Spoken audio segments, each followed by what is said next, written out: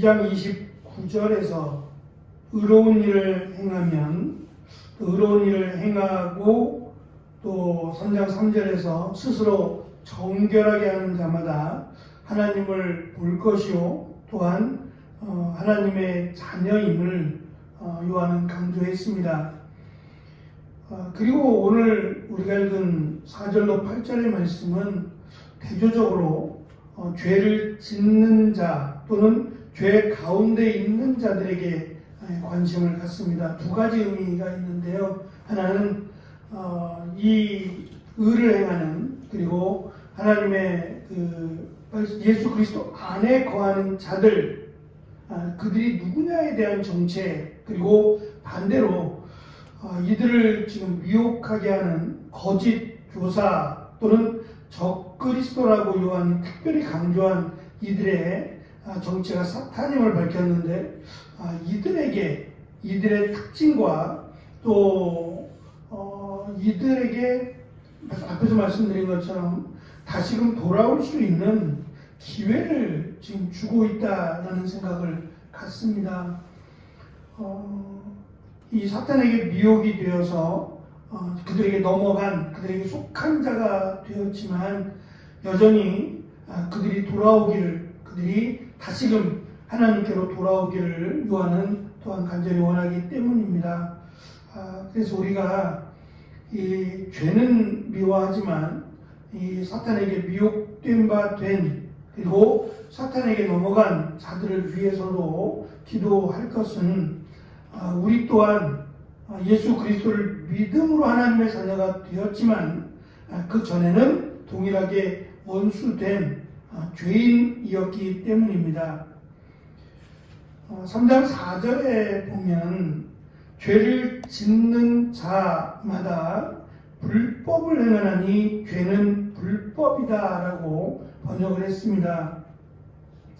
여기서 불법이라고 하는 단어가 죄를 법을 어긴다라고 하는 의미가 있지만 사실 이 단어는 율법이 아니다라고 하는 단어입니다. 그러니까 율법이라는 단어 앞에 정반대되는 알파를 갖다 붙여서 죄가 율법이 아닌 겁니다. 죄라고 하는 것은 율법에 속해 있지 않습니다.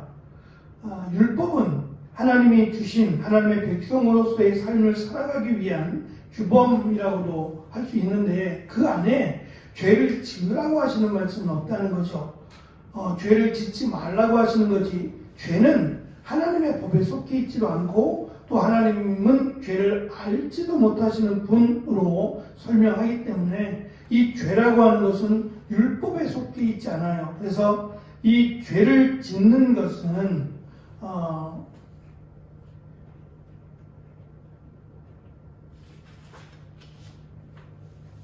단순히 그 법을 어기는 율법을 어기는 것이 아니라 율법과 전혀 상관이 없는 것을 행하는 것이다 라고 하는 말입니다. 그래서 이 말이 조금 어려운데 어쨌든 불법을 행하나니 죄는 불법이다 라고 설명을 했습니다. 근데 이 불법을 행하다 또는 죄를 짓다 라고 하는 이 말이 단순히 율법에 어긋나는 율법을 거역하는 그런 행위를 한다라고 하는 뜻보다는 거짓 선지자 또는 하나님의 나라를 반대하는 사람들에게서 자주 등장하는 단어이고 또한 항상 마지막 날 또는 최후의 심판을 받을 자로 연결해서 등장을 합니다. 그러니까 이 죄를 짓다라고 하는 이 말이 자칫 우리가 하나님의 자녀가 되었음에도 불구하고 넘어지고 또는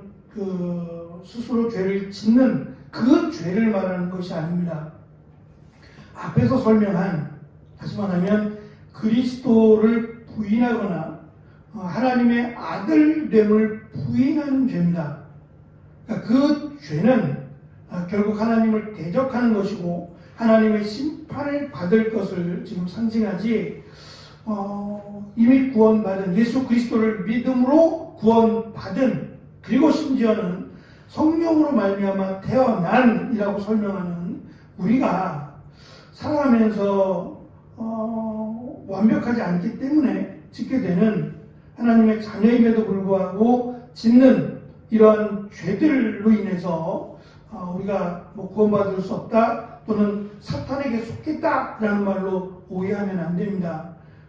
죄를 짓지 않는 것이, 그래서 스스로 정결하게 하는 것이 우리가 행할 마땅한 일이긴 하지만 부족하다고 해서 또 우리가 살아가면서 또 말로나 또 행함으로 인하여 죄를 짓는다고 해서 그것이 사탄에게 속한 자라고 설명할 수는 없다는 거예요. 지금 여기서 요한이 강조하는 이 죄를 짓는 자마다라고 하는 이 죄는 우리가 살아가면서 짓는 죄를 말하는 게 아니라 원칙적으로는 아담과 하와로 말미암은 죄이기도 하고 또 그리스도를 부인하고 그리스도가 하나님의 아들 되심을 부인하게 만드는 죄입니다. 그러니까 그렇게 해서 구원을 받는 것이 아니다. 앞에서 설명드린 마치 하나님의 특별한 계시를 받는 것처럼 그렇게 해서만은 또는 그렇게 해서 구원을 받는 게 아니라 자신들이 가르치는 뭐 율법을 행하거나 할례를 지키거나 또 이런 부분을 통해서 구원을 받는다라고 하면 그리스도께서 이 땅에 오신 이유가 무의미해지잖아요. 그리스도께서 우리의 죄를 대신하여 죽으시는 것도 하나님이 성육신에서 이 땅에 오셨고 또 말 그대로 하늘에 있는 우리의 눈에는 보이지 않지만 그 12영이나 더 되는 천사 한 명만 보내도 누가 예수님을 죽일 수 있겠냔 말이에요. 죽은 자를 살리시고 병든 자를 고치시는 그 전능하심 앞에 누가 대적을 하겠어요? 사탄도 그 앞에서 벌벌 떠는데 그 누가 예수님을 해할 수 있겠냔 말입니다. 예수님께서 스스로 십자가에 달려 죽으신 겁니다. 우리의 죄를 대속하기 위해서 십자가에 달려 죽으셨는데 그 죽으심이 헛되게 만드는 예수 그리스도이심을 부인하거나 또 그리스도께서 하나님의 아들됨을 부인하는 이러한 죄를 짓는 자들 향해서 사탄에게 속한 자들이고 결국 그들은 사탄의 앞잡이가 될 앞잡이다라는 말을 지금 하고 있는 겁니다. 그래서 이 구약 성경을 신약 성경으로 구약의 언어인 이 히브리어가 사실 오래된 언어고 예수님 당시 또는 그 이전부터 헬라 시대로 넘어가면서 사용되었던 헬라어를 이게 주 언어로 사용하는 자들에게는 히브리어를 모르니까 구약 성경을 당시 언어인 헬라어로 바꾼 70인역이라고 하는 성경에서는 이 불법이라고 하는 율법이 아니다 라고 하는 이 단어가 사탄과 연결돼서 등장을 하고요. 사무엘하 22장 5절과 시편 18편 5절에서는 멸망받을 자들로 번역돼서 설명을 합니다. 결국 이들은 사탄의 목적이 우리를 하나님으로부터 끊어내려고 하는 겁니다. 그러니까 그 수단과 방법이 때로는 우리가 원하는 대로 무언가 이루어지거나 또는 세상 사람들이 바라고 소망하는 것, 뭐 부귀와 명예를 얻는 것, 결국 이것도 사탄의 계략일 수 있다는 거예요. 우리를 바쁘게 만들고 또 우리를 하나님의 생각하지 못하도록 만드는, 하나님의 은혜를 기억하지 못하도록 만든다면 이것 또한 축복이 아니라 사탄의 계략으로 볼 수 있는 거죠. 하나님의 자녀가 의를 행하는 자들이라면 사탄의 자녀는 죄를 짓는 자다라고 하는 이런 의도적으로 대조해서 설명을 합니다. 결국 그 중심에는 하나님의 자녀 또는 사탄의 자녀를 구분할 수 있는 그 중심에는 예수 그리스도가 누구냐는 거죠. 예수 그리스도가 단순히 기적을 행하는 또는 뭐 선생님이나 또는 율법사 정도로 생각한다면 그것은 하나님의 자녀가 될 수 없는 거죠. 정확하게 예수님이 누군지를 알고 믿는 것이 하나님의 자녀가 되는 것이고 또 거기서 말하는 의라고 하는 것도 우리가 거룩하게 살아가는 것도 포함하지만 그것보다는 예수 그리스도로 말미암아 하나님의 자녀가 된, 의롭게 된 것을 의미한다라고도 볼 수 있습니다. 그래서 6절에 보면 2장 29절에서는 의로운 자를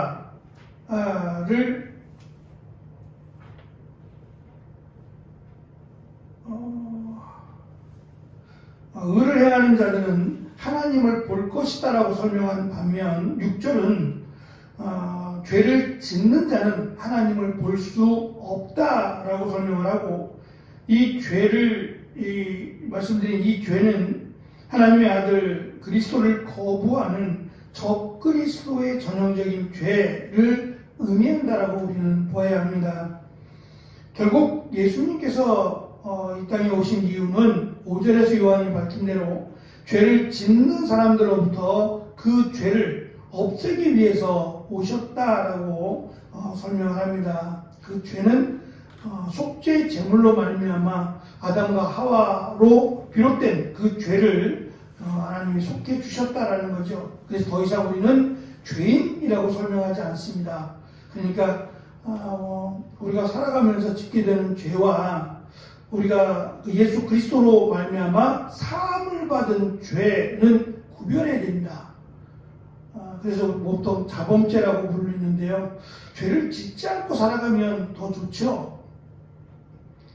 근데 그것이 죄를 짓지 않을 수는 없다라고도 요한이 말을 했어요. 그러니까 이 땅을 살아가는 인간은 결코 완벽하지 않기 때문에 부족하다라는 것을 우리가 인정을 하고, 그 부족함 때문에 우리가 사탄에게 속했다거나 또는 구원을 받지 못한다라고 하는 의미는 아니다라는 겁니다. 그래서 이 두 가지를 우리가 명확하게 구분을 해서 우리가 사함을 받은 죄 그리고 의롭게 되는 것은 예수 그리스도를 예수님을 그리스도로 그리고 하나님의 아들로 믿음으로 말미암아 의롭게 된 것이고 또 사함을 받은 것이다 라고 하는 것과, 그럼에도 여전히 우리가 죄와 싸운다라고 하는 그 기준에서 우리가 죄를 이기기 위해서 노력하고 또 정결하게 되기 위해서 또 의로운 일을 행하는 일을 행해야 된다라는 것은 분명하지만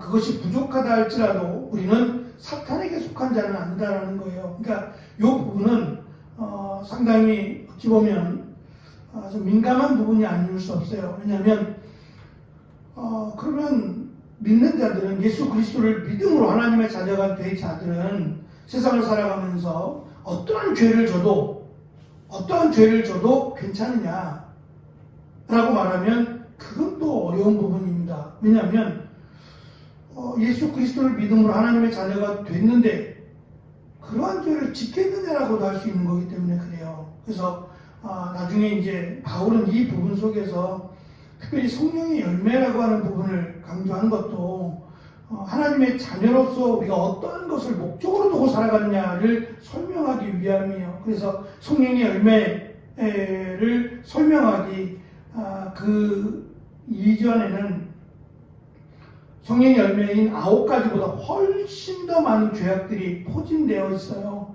그러니까 그러한 죄악들 속에서 성령의 열매를 맺으려고 노력하고 살아야 한다는 거죠. 그러니까 우리는 무조건 죄를 져도 괜찮다라는 것도 굉장히 위험한 생각이고, 우리로서는 죄를 짓지 않을 수는 없지만 죄를 짓지 않으려고 노력할 뿐만 아니라 이것이 죄를 지었다라고 한다면 또 회개의 자리로 나와서 여전히 용서를 구하고 죄사함을 구하고 또 말씀하신 대로 의인으로서 의로서의 삶을 살아가는 일을 해야 되겠죠. 그래서 이 죄라고 하는, 지금 요한이 강조하는 죄는 우리가 살아가면서 짓는 죄가 아니라 그리스도를 부인하거나 그리스도께서 하나님의 아들됨을 부인하는 죄라는 것을 우리가 기억하고, 이러한 죄를 짓는 적그리스도들의 정체가 단순히 우리를 넘어뜨리게 하는 게 아니라 하나님의 사랑으로부터 우리를 끊으려고 한다라고 하는 것을 요한은 분명히 강조합니다. 그래서 우리가 예수 그리스도의 대속하심으로 말미암아 그것을 믿음으로 구원받았다라고 하는 것을 확실하게 믿고 확신하고 마귀의 꾀임에 또는 사탄의 그 속임에 넘어가지 않도록 우리가 우리의 믿음을 바로 세워야 될 것이라 생각합니다. 요한은 이 요한 서신을 통해서 지금 제가 이렇게 나눠서 말씀을 드리긴 했지만 이 부분을 이 성도들에게 명확하게 해서 사탄의 꾀임에 흔들리지 않을 것, 그리고 혹시라도 이런 부분 때문에 죄를 짓는 이런 부분 때문에 이 구원에 대한 흔들림이 있지 않기를 요한은 강조하고 있는 듯 보입니다. 어쨌든 우리는 예수 그리스도를 믿음으로 말미암아 구원 받은 자들입니다. 가능하면 죄를 짓지 않으려고 죄를 짓지 않아야 할 것이고 그렇지 않더라도 우리에게는 회개에 대한 하나님의 은혜의 통로가 또 있기 때문에 그런 부분을 통해서 좀 더 성숙된 성화되어가는 과정에 우리가 있어야 될 줄 생각합니다. 바울은 이 부분을 조금 더 강조를 해서 죄는 그 모양이라도 버려야 할 것을 강조했습니다. 그것은 우리가 마땅히 해야 될 죄에 대한 부분이라고 생각합니다. 절대적으로 죄를 짓지 않을 수는 없습니다. 하지만 짓지 않으려고 노력하는 것은 우리가 해야 될 일이고 어찌됐든 구원은 예수 그리스도를 믿음으로 받는 겁니다. 그러니까 그 부분은 결단코 흔들려서는 안 되리라 생각을 합니다. 오늘도 우리에게 주신 날 또 한 주간도 하나님의 자녀로 또 귀하게 아름답게 살아가는 복된 날이 되시기를 축원합니다. 기도하겠습니다.